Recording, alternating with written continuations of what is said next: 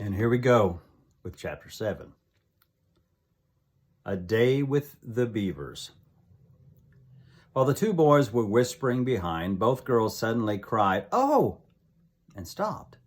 "The robin," cried Lucy. "The robin, it's flown away." And so it had, right out of sight. "And now what are we to do?" said Edmund, giving Peter a look, which was as much as to say, "What did I tell you?"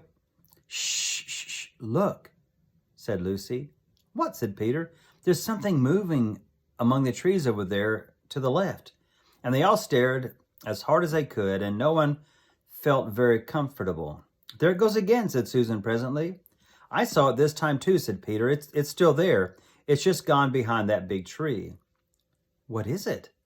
said Lucy, trying hard not to sound nervous. "Whatever it is," said Peter, "it's dodging us. It's something that doesn't want to be seen."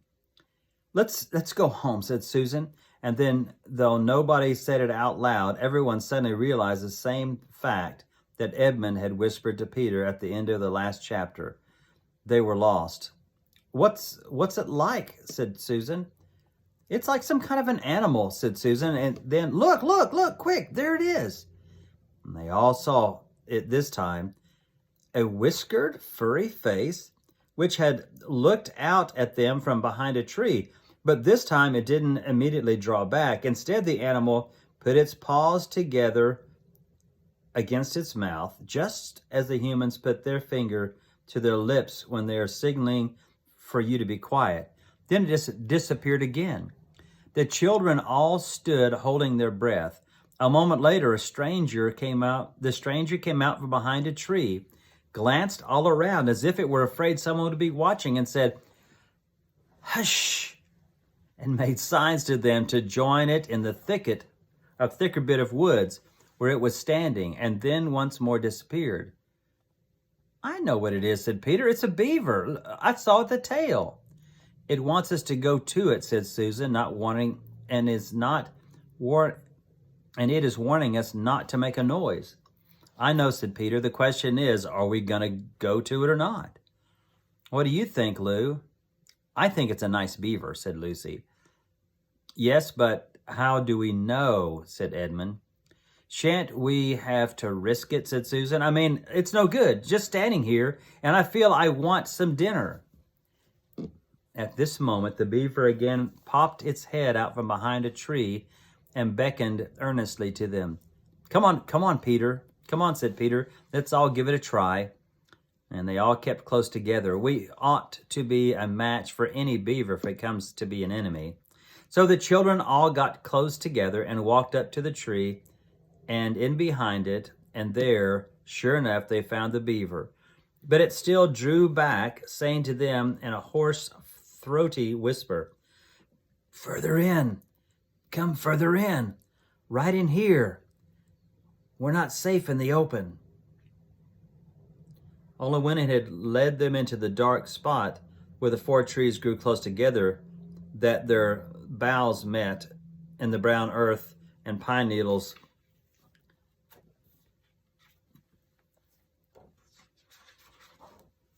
could be seen underfoot, because no snow had been able to fall there, did it begin to talk to them.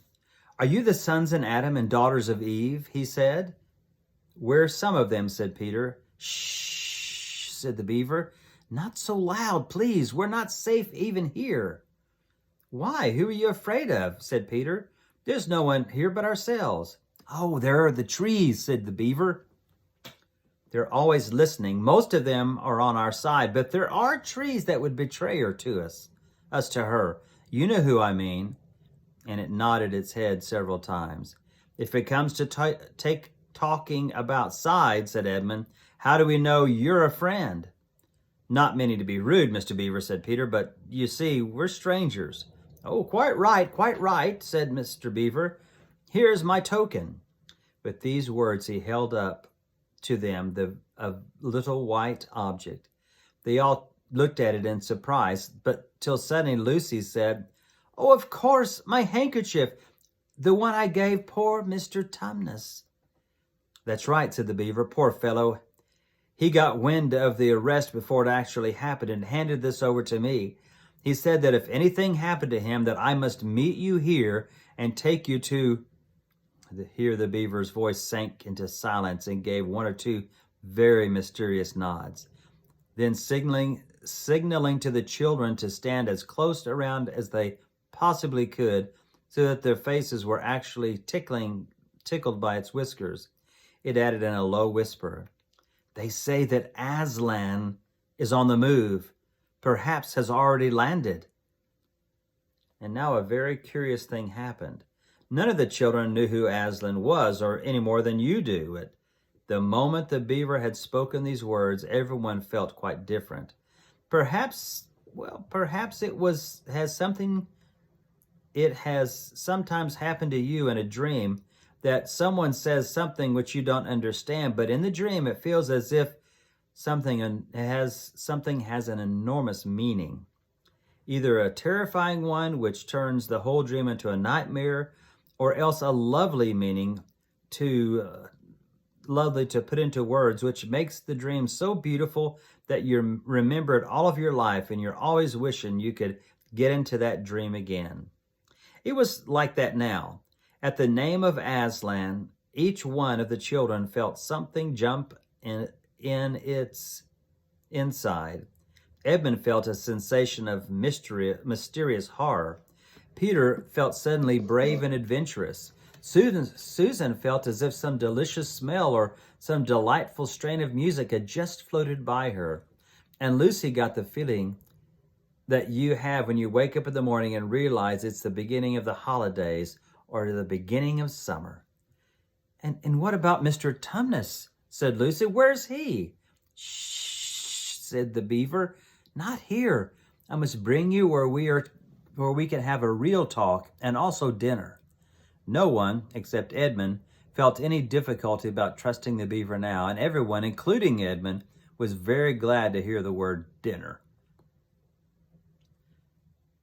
They therefore all hurried along behind their new friend, who led them at a surprisingly quick pace, and always in the thickest parts of the forest. For over an hour, everyone was feeling very tired and very hungry when suddenly the trees began to get thinner in front of them and the ground to fall steeply downhill. A minute later, they came out under the open sky. The sun was still shining, and they found themselves looking down on a fine sight. They were standing on the edge of a steep, narrow valley, at the bottom of which ran, at least it would have been running, if it had been frozen, a fairly large river. And just below them, a dam had been built across this river, and when they saw it, everyone suddenly remembered that, of course, beavers are always making dams, and felt quite sure that Mr. Beaver had made this one. They also noticed that he now had a sort of modest expression on his face, the sort of look when people have when you're visiting a garden that they've made or reading a story that they've written, so that is only common politeness when Susan said, "What a lovely dam." And Mr. Beaver didn't say hush this time, but said, merely a trifle, and it isn't really finished. Above the dam there what ought to have been a deep pool, but was now, of course, a level floor of dark green ice. And below the dam, much lower down, was more ice, but instead of being smooth, it was all frozen and foamy with the way in which the water had been rushing along at the very moment when the frost came. And where the water had been trickling over and spurting through the dam, there were now glistening walls of icicles, as if the side of the dam had been covered all over with flowers and wreaths and festooned with the purest of sugar. And out in the middle, and partly on top of the dam, was a funny little house shaped rather like an enormous beehive, and from a hole in the roof smoke was going up, so that when you saw it, especially if you were hungry, you at once thought of cooking and became hungrier than you had been before. That's what the others chiefly noticed. But Edmund noticed something else. A little lower down the river was another small river which came down another small valley to join it. And looking up that valley, Edmund could see two small hills. And he pointed them out when he parted, and he was almost sure that they were the two hills which the White Witch had pointed out to him when he parted from her at the lamppost that other day. And then between them, he thought, must be her palace, only a mile off or less. He thought about Turkish delight, about being king, and I wonder how Peter would like that, he asked himself, and horrible ideas came into his head. "Here we are," said Mr. Beaver, and it looked as if Miss Beaver is expecting us. "I'll lead the way, but be careful and don't slip." The top of the dam was wide enough to walk on, though not, for humans, a very nice place to walk because it was covered with ice. And though the frozen pool was level with it on one side, there was a nasty drop off into the lower river on the other. Along this route, Mr. Beaver led them in single file right out to the middle where they could look at a long way up the river and a long way down it. And when they had reached the middle, they were at the door of the house. "Here we are, Mr. Beaver, Mrs. Beaver," said Mr. Beaver. I've found them. Here are the sons of and daughters of Adam and Eve." And they all went in. The first thing Lucy noticed as she went into it was a burring sound. And the first thing she saw was a kind-looking old she-beaver sitting in the corner with thread in her mouth, working busily at her sewing machine. And it was from it that the sound had come. She stopped her work and got up as soon as the children came in. "So you've come at last," she said, holding out both her wrinkled old paws. "At last! To think that I would ever live to see this day. The potatoes are boiling and the kettle's singing, and I dare say Mr. Beaver will get you some fish." "That I will," said Mr. Beaver, and he went out of the house.